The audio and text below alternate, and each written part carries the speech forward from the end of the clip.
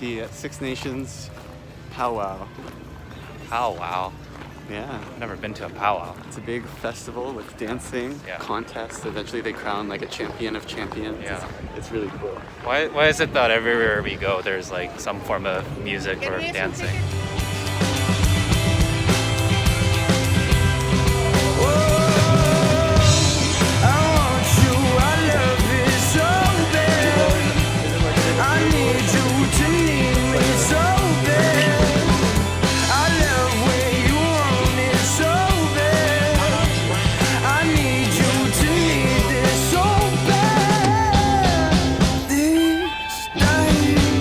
It's not easy, easy, easy.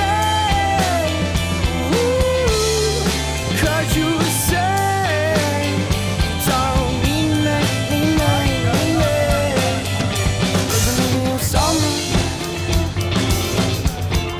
Where have you gone? No, no, love child. I love to sing your song.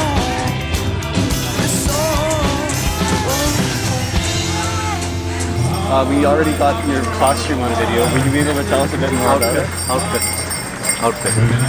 Outfit. You wear a costume on Halloween night, right? Yeah. This ain't a Halloween night. Okay, thanks. Outfit. Apologies. Thanks for letting me know. Well, I've been powwowing for 45 years now. And over the years, it's, that all you have to do is look around you. You see all this beauty in the Mother Earth, and she provides all that you need. Unfortunately, there's not a whole lot of people don't like that idea, but there's much beauty out there, and all it is just capturing that beauty and using it for your own use, your own purpose. Do you want to share a little bit more about that tradition and about what it's meant to you for 45 years? Back when Canada was in full genocide mode, killing us off, it was against the law for us to gather in such a fashion. Actually, it's against the law to gather in 3 people. And forget about doing anything cultural. Canada done everything in their power. 3 years, we would spend 3 years in jail for powwowing out here. So every day that we powwow, then we're saying to hell with you, Canada. We're going to do our own thing, and if you don't want to catch up with us, that's fine. We're going to sing and dance, and we're going to take care of we are taking care of the climate change and all that. We're just hoping that the white people and the other races in the world will catch on. When you put it all together, we're singing and dancing, we're powwowing for a reason.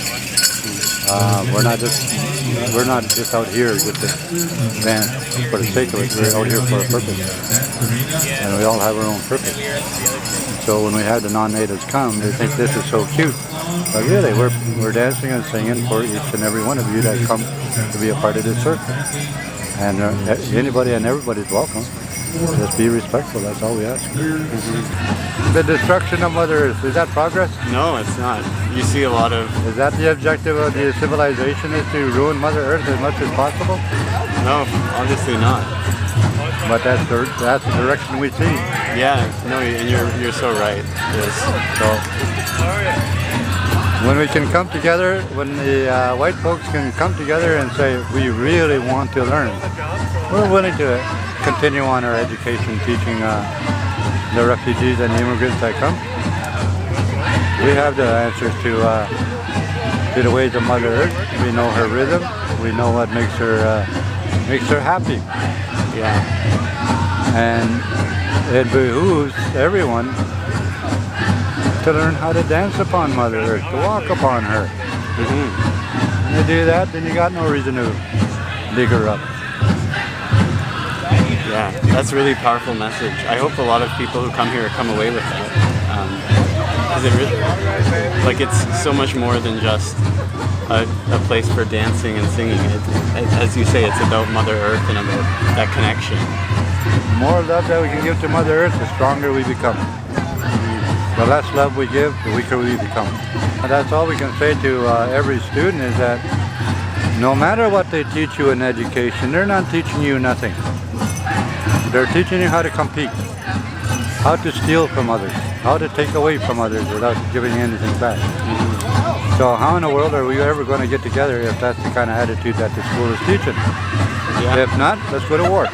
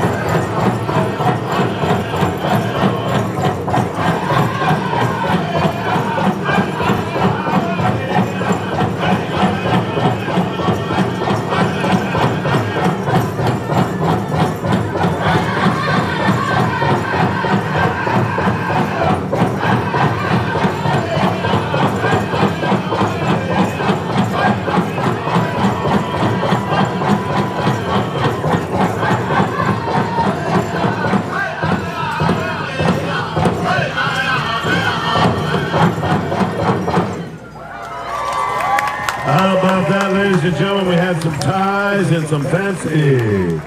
I know that was a pretty special weekend. That really was.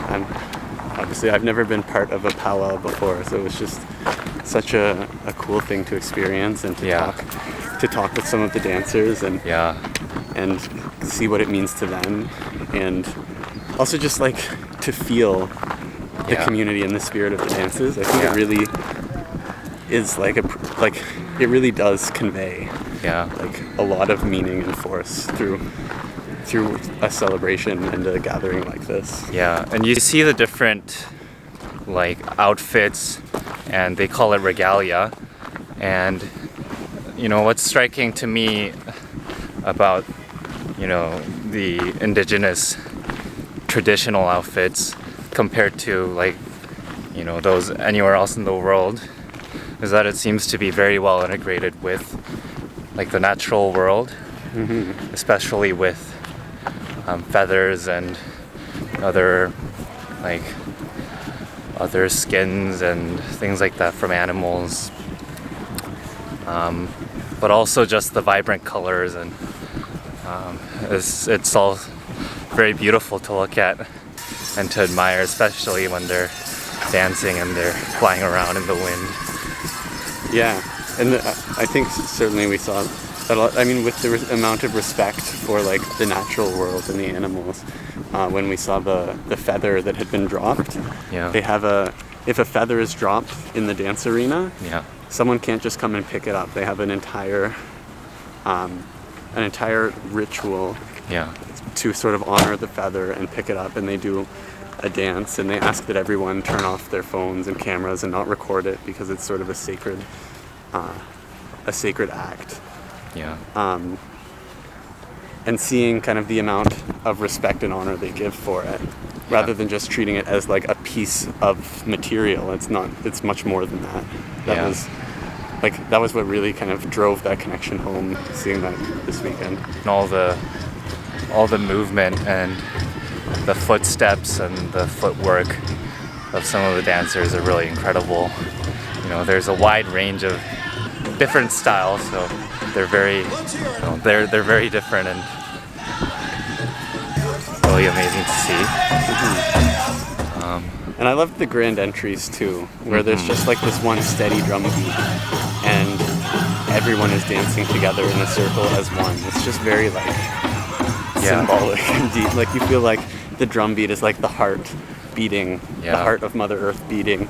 Then everyone's dancing in step to it, and every step we take corresponds with the beat of this one constant beat that everyone is in together, and everyone is like dressed differently and doing their own thing, but it all melds into a much bigger celebration, a much bigger kind of collective consciousness almost. And some of the kids are running around in the smaller circles doing their own things, and some of the adults are just doing simple steps, or I saw some of the women were doing like incredibly complex and like exciting footwork, but it all comes together in this giant circle, and they invite us and the spectators to all come out too at some point. So it's a lot of fun, a lot of meaning, and great weekend. Yeah, totally. So I run a autism awareness campaign all across Canada and the United States. It's called Hoops for Hope. Superman was actually the first hero in like comics and stuff like that to actually ever talk about autism and developmental disabilities. Autism and developmental disabilities are their own superpower. So